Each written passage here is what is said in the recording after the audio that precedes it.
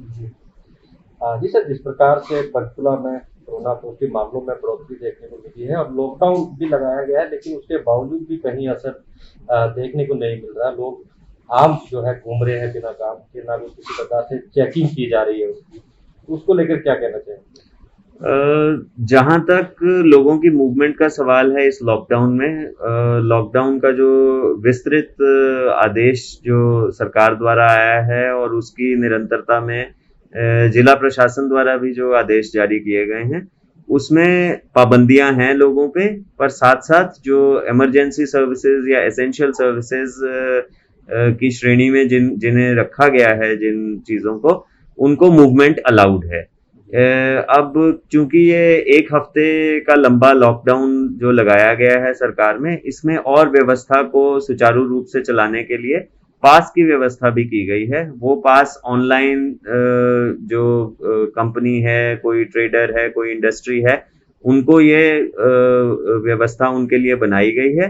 कुछ पास जो हैं वो ऑटो मोड पे दिए जा रहे हैं, कुछ जो है उनका आंकलन किया जा रहा है यहाँ जिला प्रशासन द्वारा, और उसके बाद ही उनको अलाउ किया जा रहा है। इसके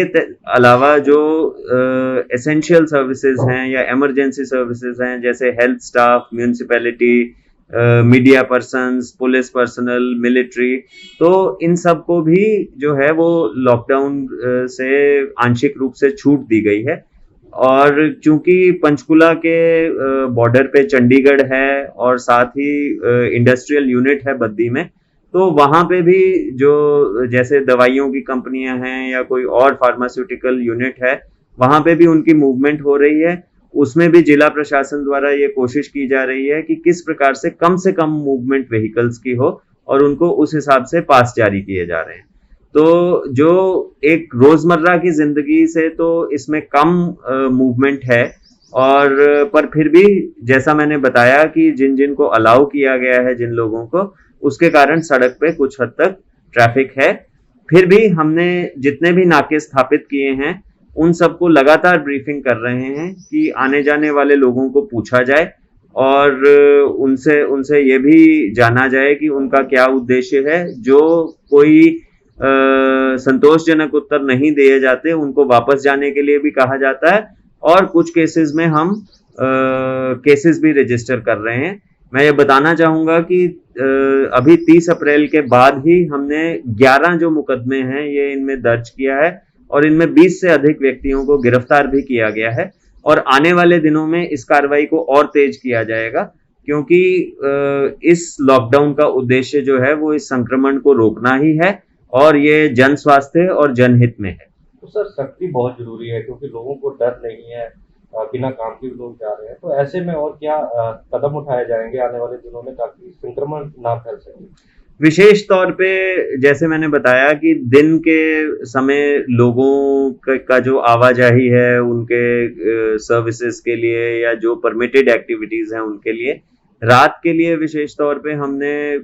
जो सुपरवाइजरी ऑफिसर्स हैं उनका भी एक रोस्टर तैयार करके, सुपरवाइजरी ऑफिसर्स जो हैं वो स्वयं रोड पे रहेंगे, नाकों को ब्रीफ भी करेंगे, उनको बताएंगे भी। आज जो है सैंपल पासेस भी हमें मुहैया कराए गए हैं, उसके बारे में भी सभी नाका ड्यूटीज को अवगत कराया जाएगा। और हमारी यही आशा है कि लोग भी इसमें अपनी मूवमेंट को रिस्ट्रिक्ट करेंगे, और जो बेवजह लोग जा रहे हैं उन पे हमारे फील्ड यूनिट्स के द्वारा, थाने चौकियों द्वारा कार्रवाई की जाएगी। तो सर, इन दिनों में जिस प्रकार से दवाई और ऑक्सीजन की कालाबाजारी के भी कई मामले सुनने को मिल रहे हैं, जिस तरह से अगर पंचकुला की बात की जाए तो स्थिति क्या है? हम अपने लेवल पे भी इंटेलिजेंस जो है वो लगातार गैदर कर रहे हैं। कुछ विशेष जो दवाइयां थी, ड्रग्स जैसे कि रेमडेसिविर इत्यादि, उनके कालाबाजारी की हमारे पास न्यूज आई थी। उस मामले में हमारी क्राइम टीम ने और ड्रग कंट्रोलर ने मिलकर कार्रवाई की थी और मुकदमा भी दर्ज किया था, और कुछ रेमडेसिविर की वायल्स जो थी वो भी रिकवर की थी। और इसी के साथ साथ जब भी हमारे संज्ञान में ऐसा कोई मामला आता है तो उसे तुरंत ड्रग कंट्रोलर के माध्यम से चेक करवाते हैं कि कहीं ये कालाबाजारी का मामला तो नहीं है, और आगे भी इस पे सख्ती बनी रहेगी, चाहे वो ये दवाई हो या ऑक्सीजन सिलेंडर से संबंधित कोई केस हो। सर शराब तस्करी के भी कई मामले देखने को मिले। लॉकडाउन में ठेके बंद हैं और फिर उसके बावजूद जो है कई लोग शराब बेचते नजर आए हैं, मामले भी सामने आए थे। जी, तो इस मामले में अभी तक हमने शराब से संबंधित जहाँ पे बंद ठेकों में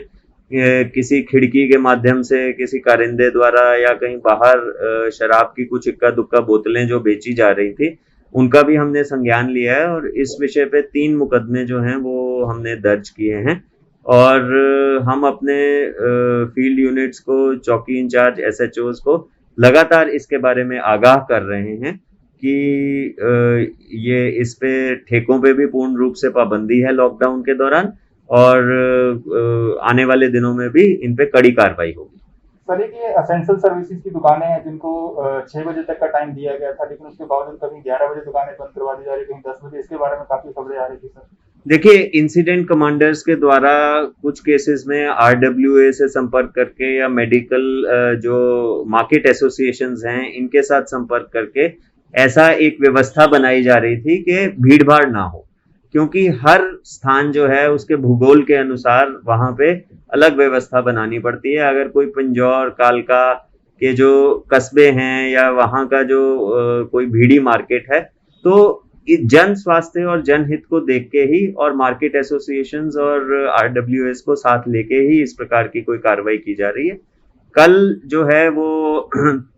उपायुक्त महोदय द्वारा एक और आदेश जारी किया गया है कि जो एसेंशियल कमोडिटीज जो हैं, जो एसेंशियल सर्विसेज भी हैं जैसे कि केमिस्ट इत्यादि, वो शॉप्स भी जो हैं फीडबैक के आधार पे ये डिसाइड किया गया है कि उनको भी 7 बजे बंद कर दिया जाएगा, क्योंकि उनकी आड़ में भी कई लोग देर रात तक मूवमेंट कर रहे थे। और इसके अतिरिक्त जो होम डिलीवरी है खाने इत्यादि की, वो रात को 10 बजे तक केवल और केवल खाने की डिलीवरी जिन लोगों को जरूरत है उनके लिए उपलब्ध रहेगी। अन्यथा रात के लॉकडाउन को और कड़ाई से और सख्ती से लागू करवाने का प्रयास जारी है। सर ये रोस्टर की जो व्यवस्था आएगी कि कुछ दुकानदार जो एसेंशियल सर्विसेज में रोस्टर के थ्रू काम करेंगे, तो लेकिन सर जो रोस्टर की जो एप्लीकेशन है सर वो अप्लाई करने में बड़ी दिक्कत आ रही है लोगों को, और कुछ लोगों के नाम आ चुके हैं, कुछ के बाकी हैं सर अभी जो। देखिए, क्योंकि ये सारी व्यवस्था जो है ये डिस्ट्रिक्ट मैजिस्ट्रेट ऑफिस से, डीसी ऑफिस से होती है, तो जिसको भी कोई समस्या आती है वो वहां पे प्रशासन को अप्रोच कर सकता है।